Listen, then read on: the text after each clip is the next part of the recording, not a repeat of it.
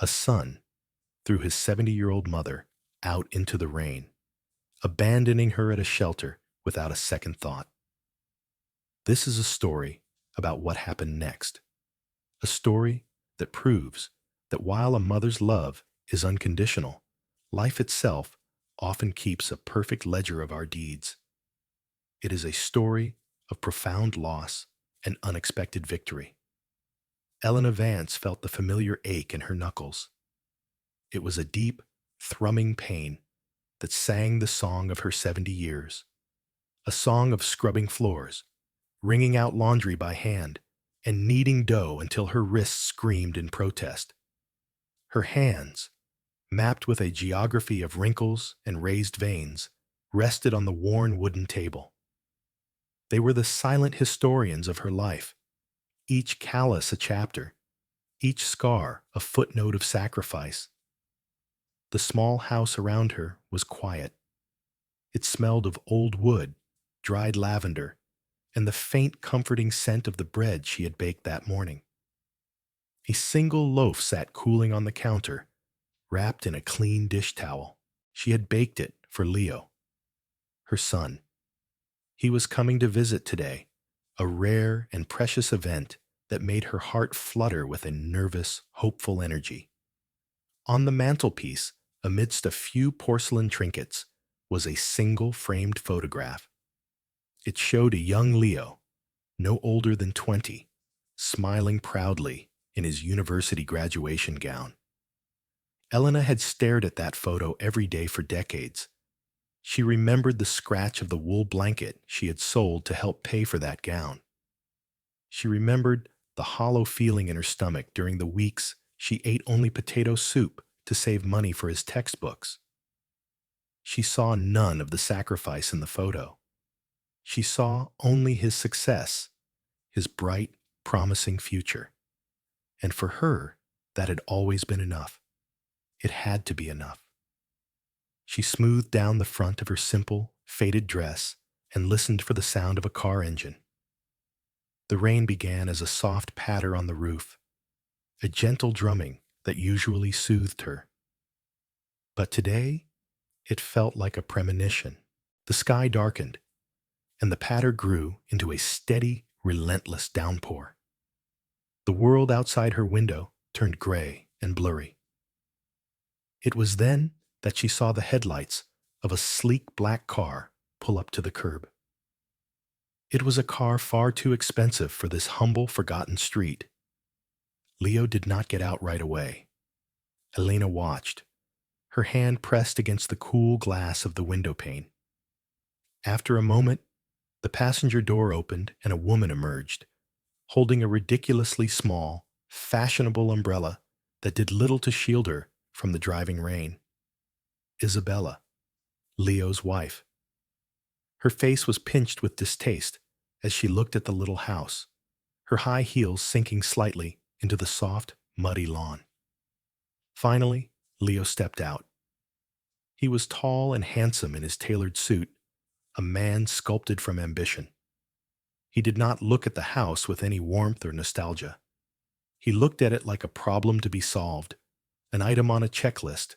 He hurried Isabella up the cracked walkway, his arm protectively around her, shielding her from the rain while his own shoulder got soaked. Elena opened the door before they could knock.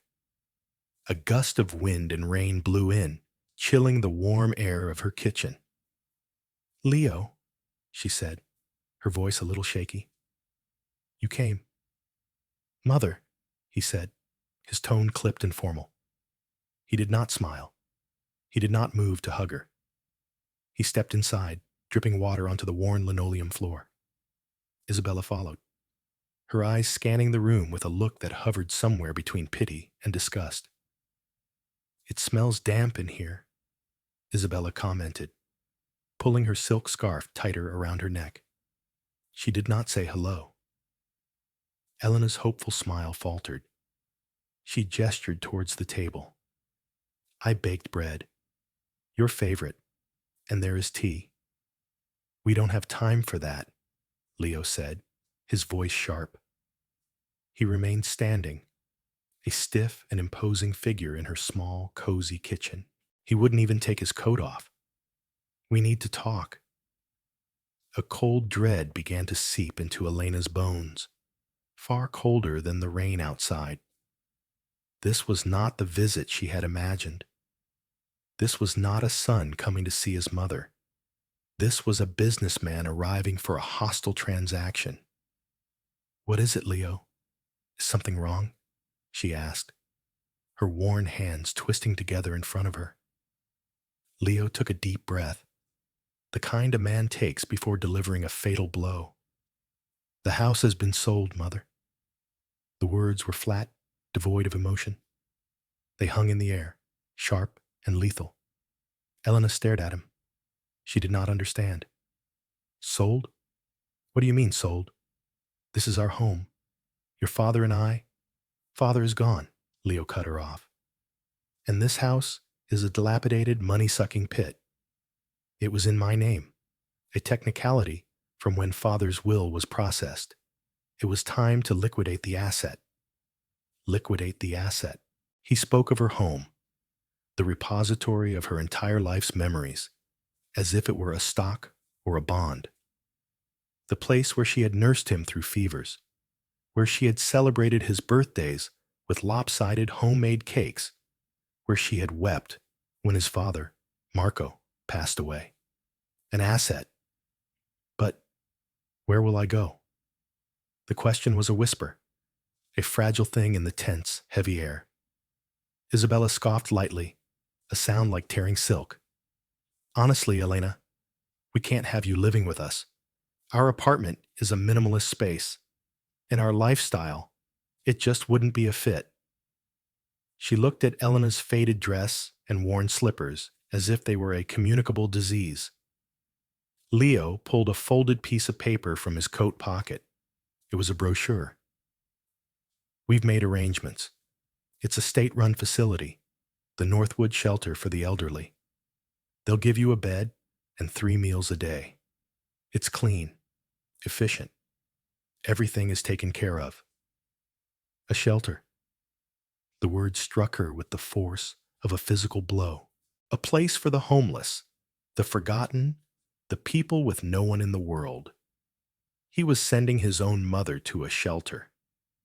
The bread she had baked for him, still warm on the counter, suddenly seemed like a foolish, pathetic gesture. As Leo explained the logistics, his voice a meaningless drone, Elena's mind drifted back. She was no longer in her kitchen. She was in a small, stuffy pawn shop downtown. She was 20 years younger, her hands not yet so gnarled.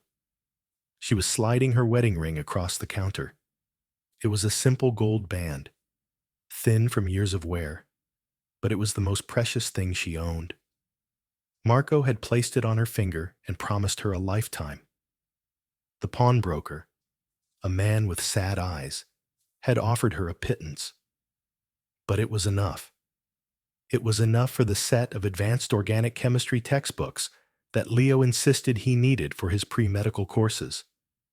She remembered the raw, empty feeling on her finger as she walked out of the shop. She remembered hiding her bare hand from her friends for months, ashamed of the visible sign of her poverty, her sacrifice. She also remembered the look on Leo's face when she gave him the money.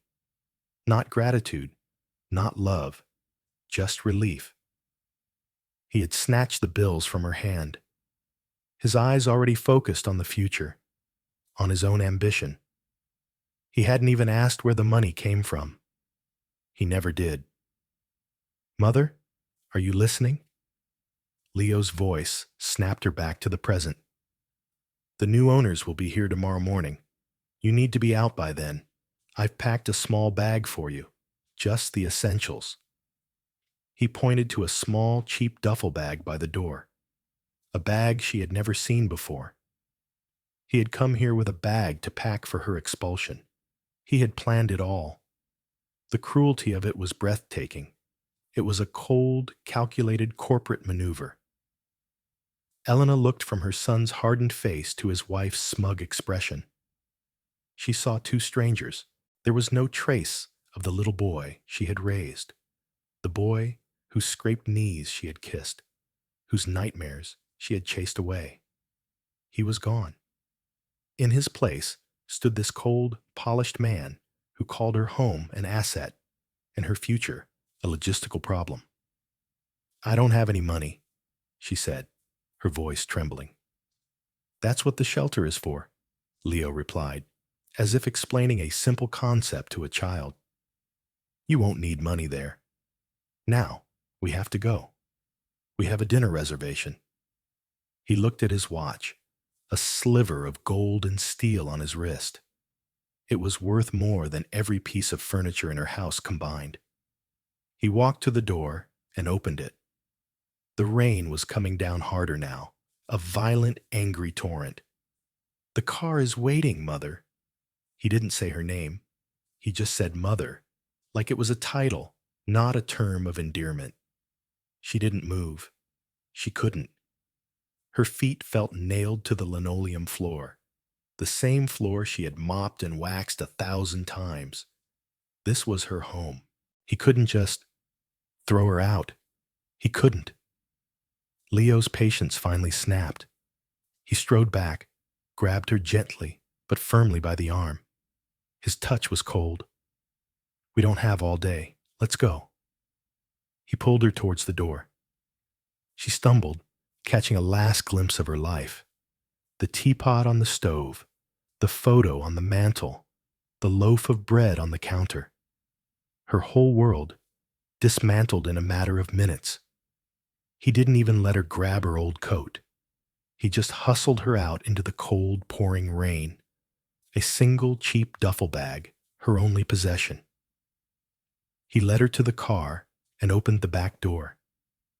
He didn't put her in the front seat with him and his wife. He put her in the back, like a piece of luggage. The leather seats were cold and slick. The car smelled of expensive perfume and nothing else. It was the smell of a world she did not belong to. The drive was silent. Isabella stared out her window. Leo stared straight ahead, his jaw tight. Elena sat in the back, shivering, her thin dress soaked through.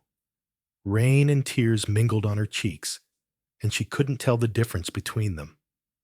She watched her little house, the only home she had ever known, recede in the rearview mirror until it was just another blurry light in the storm. Then it was gone. The Northwood Shelter for the Elderly was a large, imposing brick building that looked more like a prison than a sanctuary. The name was carved in stone above the entrance, but the letters were stained with grime. Leo didn't get out of the car. He just pulled up to the curb, turned around in his seat, and looked at her. "This is it," he said. "You go in. Give them your name. They're expecting you." There was no apology in his eyes, no sadness. There was only relief. The relief of a man who had just disposed of a burden. "Leo," she whispered. One last, desperate plea. He didn't answer. He just reached over and opened her door from the inside, a clear, final dismissal. "Goodbye, Mother." Elena got out of the car. The rain hit her with renewed force, plastering her gray hair to her scalp. The expensive car door shut behind her with a soft, final click. She stood on the wet pavement, holding the flimsy duffel bag, and watched as the black car pulled away from the curb, its red taillights bleeding into the rain-swept darkness. It didn't slow down. It just disappeared, leaving her alone in the storm. The air inside the shelter was thick with the smell of industrial disinfectant, boiled cabbage, and a faint underlying sourness of human despair. It was a smell that clung to the back of the throat. The noise was a constant low hum of television static, hacking coughs, and the distant lonely sound of someone weeping softly. A tired-looking woman behind a plexiglass barrier took Elena's name without looking up. She handed her a thin blanket, a threadbare towel, and a plastic tray. Bed number 42 in the main dormitory. Dinner was an hour ago. There might be some soup left. The main dormitory was a cavernous room filled with rows upon rows of metal-framed cots. They were packed so tightly together, there was barely room to walk between them. Some of the residents stared at her with vacant eyes. Others ignored her completely, lost in their own private worlds of misery or memory. Elena found cot number 42 in a dark corner. The mattress was thin and lumpy, the springs groaning in protest as she sat down. She was cold, a deep, penetrating cold that had nothing to do with her damp clothes. It was the cold of abandonment, the cold of being utterly and completely alone. She wrapped the scratchy blanket around her shoulders, but it offered no warmth. She didn't go looking for the leftover soup. She wasn't hungry. The space in her stomach where hunger should have been was filled with a hard, jagged stone of grief. She lay down on the cot, pulling her knees to her chest, and stared at the stained ceiling. Every cough, every groan, every sigh in that room echoed the hollowness inside her. Sleep would not come. Her mind replayed the scene with Leo over and over. His cold eyes, Isabella's sneer, the finality of the car door shutting. She thought of her warm, quiet house. She could almost smell the bread she had baked. It was probably still on the counter, growing cold and stale. A monument to her foolish, unrequited love. The next morning, she found a payphone in the hallway. Her hands trembled as she dug through the small duffel bag Leo had packed. He had included a few of her old dresses, a worn-out cardigan, and a small purse. Inside the purse were a few dollars in coins, just enough for a phone call. She dialed the number she knew by heart, the number to Leo's mobile phone. She listened to it ring, her heart pounding with a desperate, foolish hope.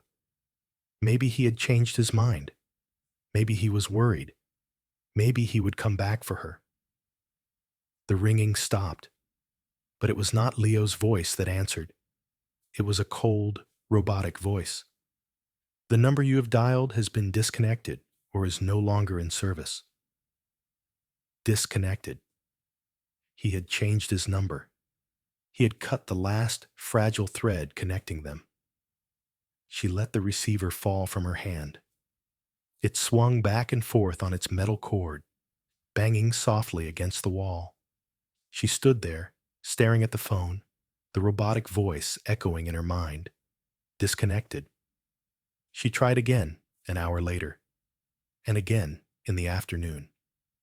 Each time, the same robotic voice delivered the same verdict.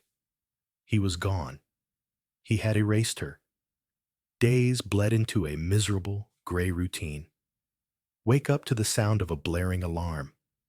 Stand in line for a breakfast of watery oatmeal and weak coffee. Sit for hours on the hard plastic chairs in the common room, watching a television that no one was really watching. Stand in line for a lunch of thin soup and stale bread. Stand in line for a dinner of boiled vegetables and some unidentifiable meat. Go to bed in the noisy, crowded dormitory. One afternoon, desperate for a breath of fresh air, for a glimpse of her old life, she left the shelter and took a bus to her old neighborhood. She walked down the familiar streets, her heart aching with every step. She saw the mailman making his rounds, the children playing in the park, the baker arranging pastries in his shop window. It was all exactly the same, yet everything was different. She was a ghost haunting her own past. She walked past her little house. There was a large, bright yellow sold sign hammered into the front lawn. A construction dumpster was already parked in the driveway, filled with the debris of her life. They were gutting it, erasing every trace of her. As she stood there, staring, a car pulled into the driveway next door. It was Mrs. Gable, a woman she had known for 30 years. They had shared cups of sugar, gossip over the fence, and condolences when their husbands passed. Mrs. Gable got out of her car, saw Elena standing there in her worn-out shelter clothes, and her face froze. For a moment, their eyes met. Elena saw not recognition or sympathy, but a flicker of alarm and embarrassment. Mrs. Gable quickly looked away, fumbling with her house keys. She pretended she hadn't seen her.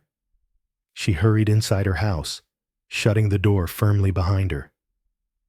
The humiliation was a hot, bitter wave that washed over Elena. She was no longer a neighbor. She was a disgrace, a problem to be avoided, a sad story to be whispered about. She turned and walked away, her shoulders slumped, the weight of her new identity pressing down on her. She was one of them now. The forgotten. That night, back on her lumpy cot, she felt a despair so profound it was like drowning. She had nothing, no home, no family, no dignity. She rummaged through her duffel bag, her fingers searching for something, anything to hold on to. A photograph, a keepsake. But Leo had packed nothing of sentimental value. Her fingers closed around something stiff and crinkly at the bottom of the bag. She pulled it out. It was a large, yellowish envelope, brittle with age. On the front, in her late husband, Marco's familiar, elegant handwriting, were the words, "For Elena, just in case." She vaguely remembered him giving it to her, years ago, shortly before he passed. "Put this somewhere safe," he had said. "Don't worry about it now. It's just in case." She had been so consumed with his illness, she had simply tossed it into a drawer and forgotten all about it. Leo must have swept it into the bag along with everything else from that drawer. She opened the unsealed flap. Inside was a single folded document, covered in dense, legal-looking text and an old, faded map. She couldn't make sense of it. It looked like a deed of some kind, for a plot of land somewhere. It meant nothing to her. With a sigh of disappointment, she folded it back up and placed it on the small, rickety nightstand beside her cot. It was just another piece of useless paper from a life that no longer existed. A few days later, a new resident arrived at the cot next to hers.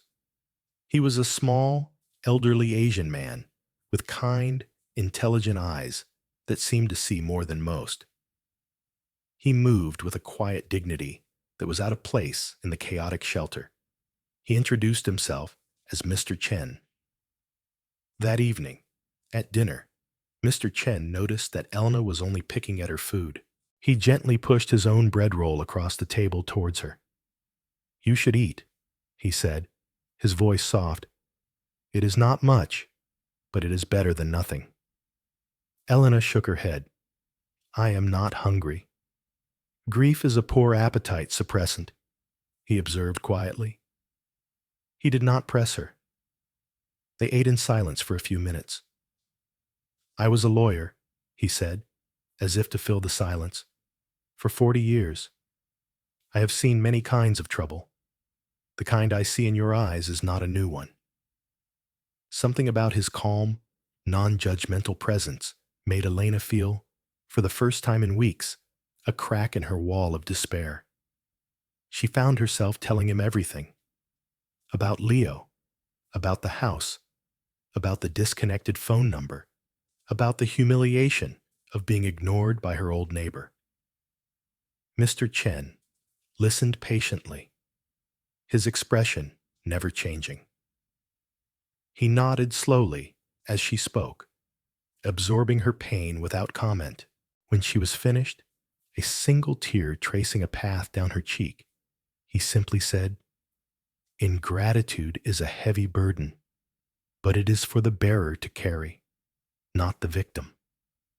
Over the next few days, they formed a quiet friendship. They would sit together in the common room, sharing stories of their past lives. He told her of his late wife, his love for calligraphy, and the bad investment that had cost him his home and savings. He never pitied her, and she never pitied him. They were two survivors, finding a small island of solace in a sea of misery. One afternoon, he noticed the yellowish envelope on her nightstand. "What is this?" he asked. His curiosity piqued. "Oh, that," Elena said dismissively. "It is nothing. Just an old paper my husband left me. I think it is a deed to some useless piece of land." "May I?" Mr. Chen asked, reaching for it.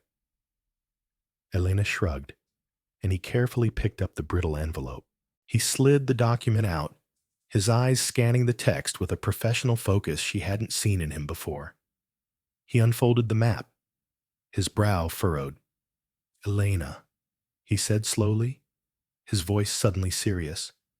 "Where did you say this land was?" "I don't know," she replied. "Marco never spoke of it. I think his father owned it. Somewhere on the outskirts of the city, I suppose." Mr. Chen looked from the map to the legal description on the deed, and then back again. A strange light sparked in his eyes. "This is not some useless piece of land," he said, a note of awe in his voice. "According to this legal description and plat map, this is a very specific and potentially very valuable parcel. The city has expanded greatly in the last few years." He looked at her, his expression intense. "Elena, I think you need to let me look into this. I still have a few contacts at the city planning office. Let me make a call." Elena felt a tiny, fragile flutter of hope, a feeling so foreign she barely recognized it. "Do you really think it could be worth something?"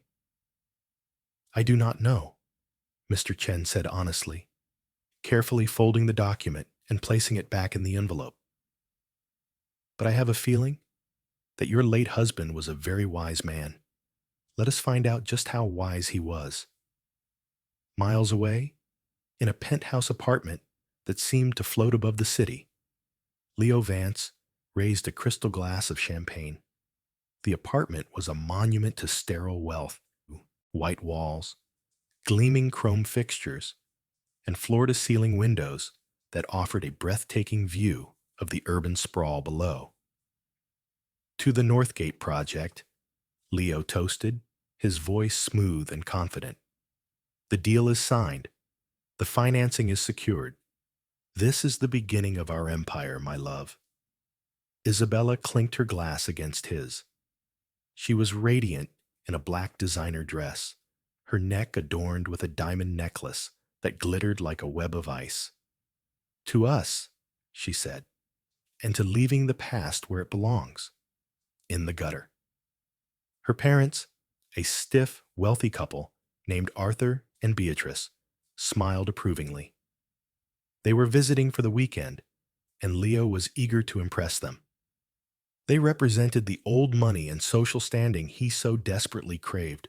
"We are so proud of you, Leo," Beatrice said, her voice dripping with condescension. "To think you came from absolutely nothing, all on your own. It's a testament to your incredible drive." Leo's smile didn't waver, but a muscle twitched in his jaw. "Thank you, Beatrice. It wasn't easy. My parents, they were simple people, ran a small, unsuccessful grocery store. They passed away years ago, left me with nothing but debts, I'm afraid. I had to claw my way up all by myself." The lie came easily. He had told it so many times it almost felt true. He had crafted a personal history that scrubbed away the shame of his humble origins. There was no room in this new life for a poor, uneducated mother who smelled of bleach and baked bread. Isabella placed a hand on his arm, her support a silent, sharp reinforcement of the lie. Leo doesn't like to talk about it, she said to her parents. It was a very difficult childhood. That's why he's so determined to build a better future for us.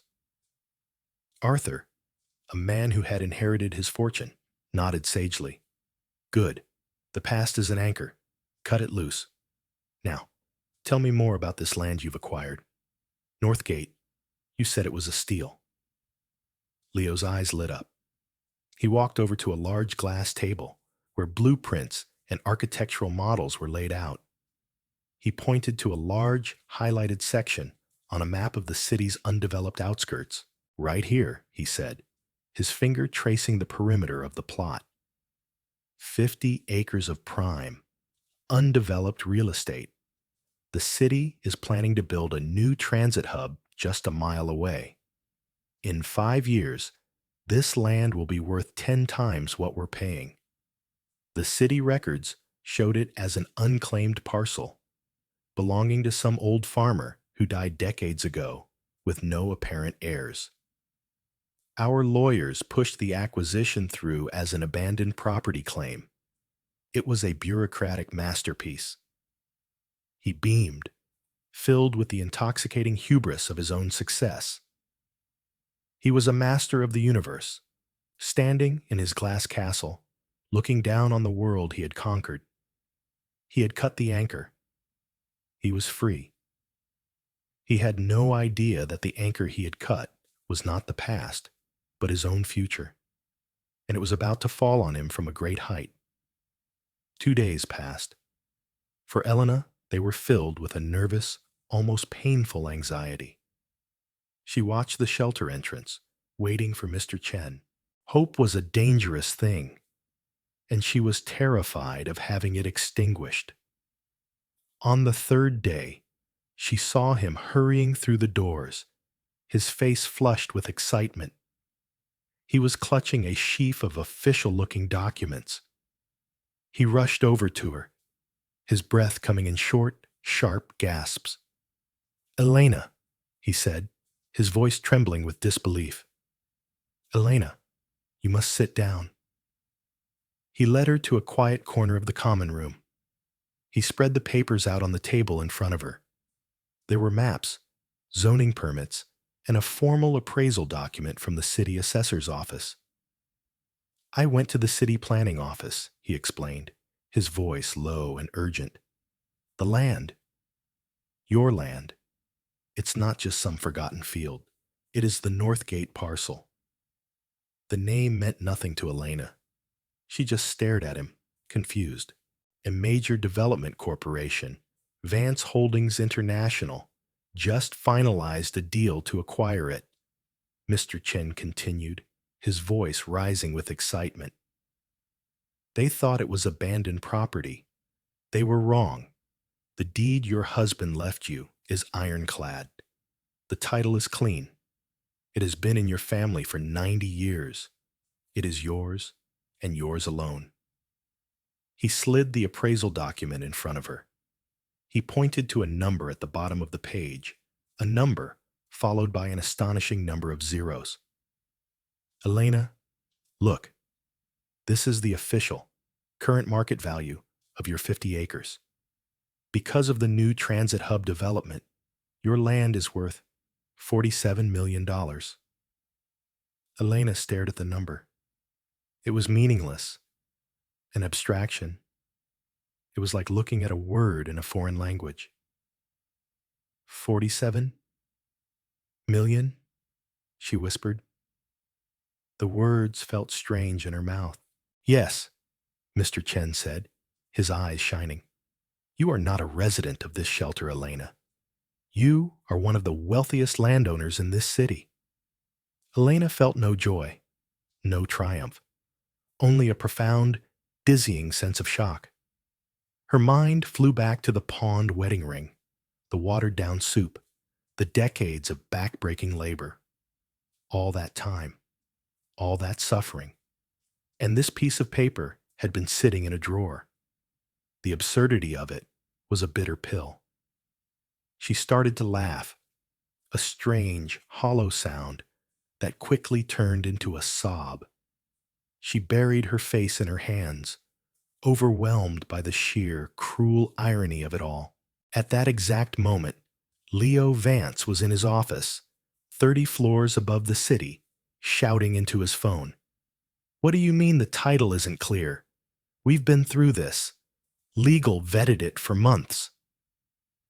The voice of his chief counsel on the other end was panicked. "Leo, it's a disaster. Someone just walked into the city assessor's office with a 90-year-old deed. A perfect, unassailable title. The abandoned property claim has been voided. The Northgate parcel. It belongs to someone else." "Who?" Leo demanded, his voice a low growl. "Who owns it?" There was a pause on the other end of the line. "The name on the deed is Elena Vance." The phone slipped from Leo's hand and clattered onto his expensive mahogany desk. Elena Vance. His mother. It wasn't possible. A wave of nausea and cold terror washed over him. The land he had pinned his entire future on, the foundation of his empire, belonged to the mother he had just thrown out like garbage. The fallout was immediate and catastrophic. His investors, upon hearing that the central asset of the project was gone, pulled their financing. The bank called in his loans.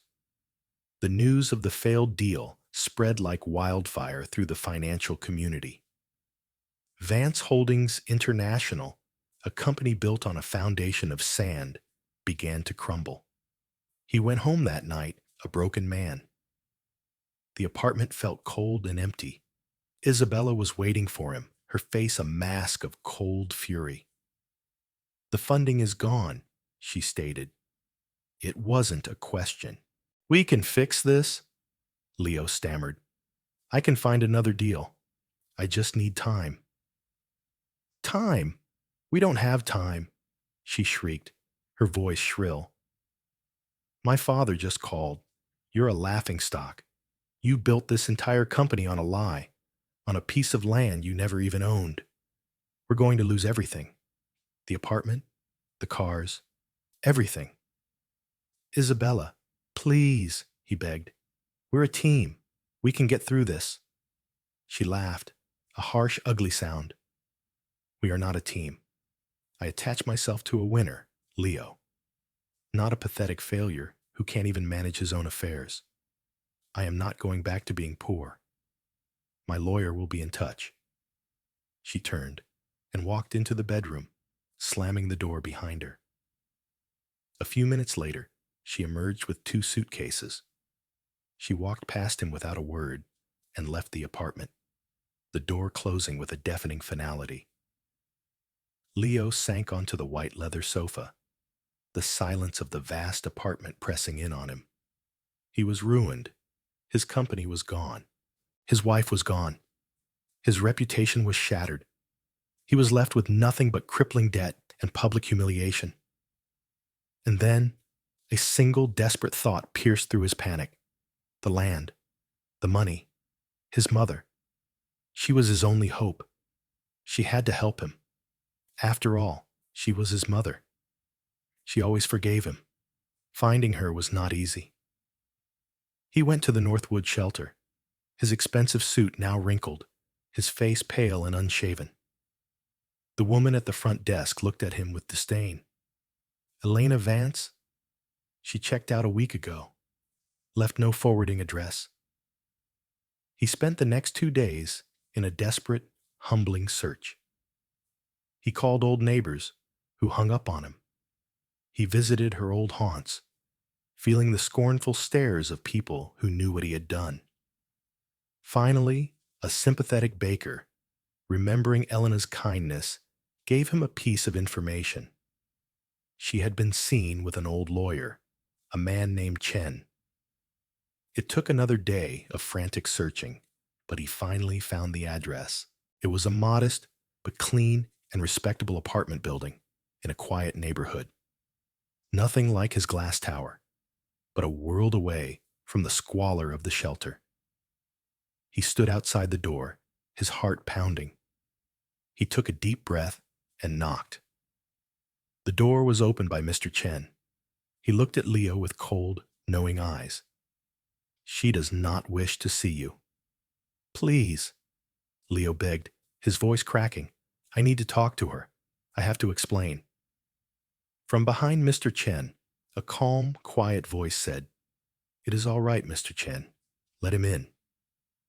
Mr. Chen stepped aside, and Leo saw his mother. She was standing by the window, looking out at a small park. She was wearing a simple but new dress. Her hair was clean and neatly combed. She was not the broken, weeping woman he had left in the rain. She was calm. She was serene. The quiet dignity she possessed radiated from her like a gentle warmth. The apartment was humble, but it was filled with light and plants. A teapot was steaming on the table. It was a place of peace. Leo rushed in, his composure crumbling completely. He fell to his knees in front of her. Mother, he cried, tears of self-pity streaming down his face. Mother, I am so sorry. I made a terrible, terrible mistake. I was a fool. Isabella, the money, it all went to my head. Elena looked down at him, her expression unreadable. She did not rush to comfort him. She just watched him, her silence more unnerving than any tirade. I've lost everything, he sobbed. The company, the apartment. Isabella left me. I have nothing. Mother, please, you have to help me. That land, it's our family's. We can be a family again. You can sign the papers. We can get the money. I can fix everything for us. We can buy a big house. You can live with me. I'll take care of you. I promise. His apology was a river of I and me. It was not about the pain he had caused her, but about the trouble he was in. It was a business proposal. Elena was silent for a long time. The only sound was Leo's pathetic sniffling. Then she spoke. Her voice was not loud, but it filled the room with its quiet, unshakable strength. I remember a night, she began, her gaze distant, when you were 7 years old. You had a terrible fever. The doctor said you needed medicine we couldn't afford. That night, I walked 3 miles in the snow to the factory and begged for an extra cleaning shift. I scrubbed floors on my hands and knees until my fingers bled. But I got the money.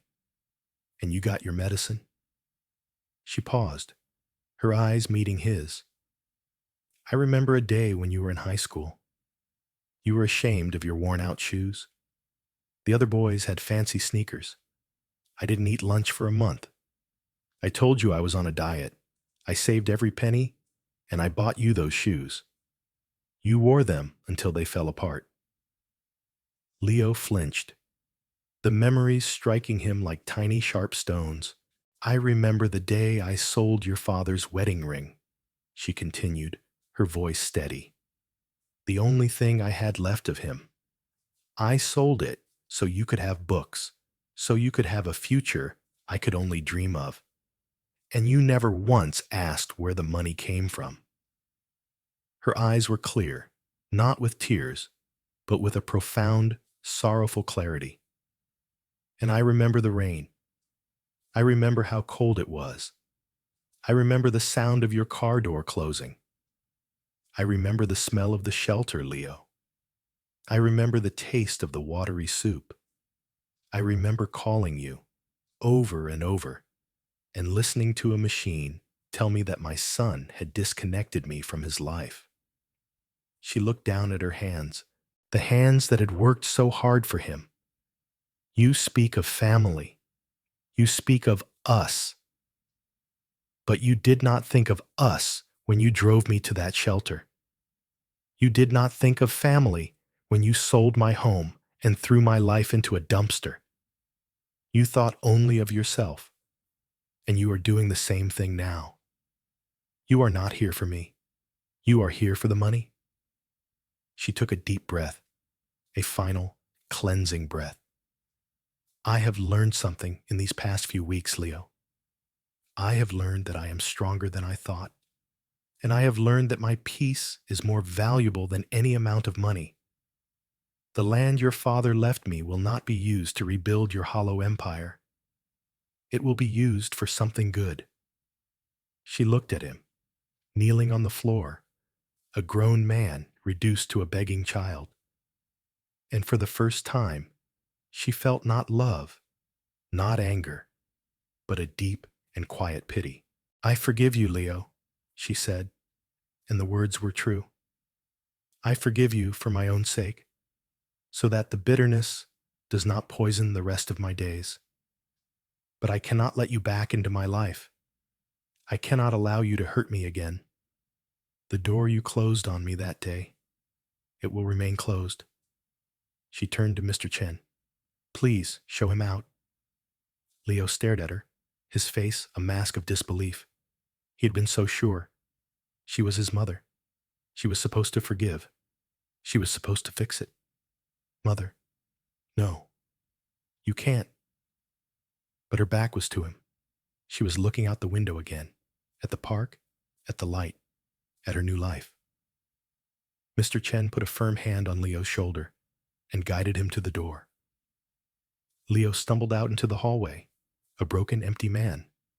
The door closed gently but firmly behind him. He heard the soft, final click of the lock.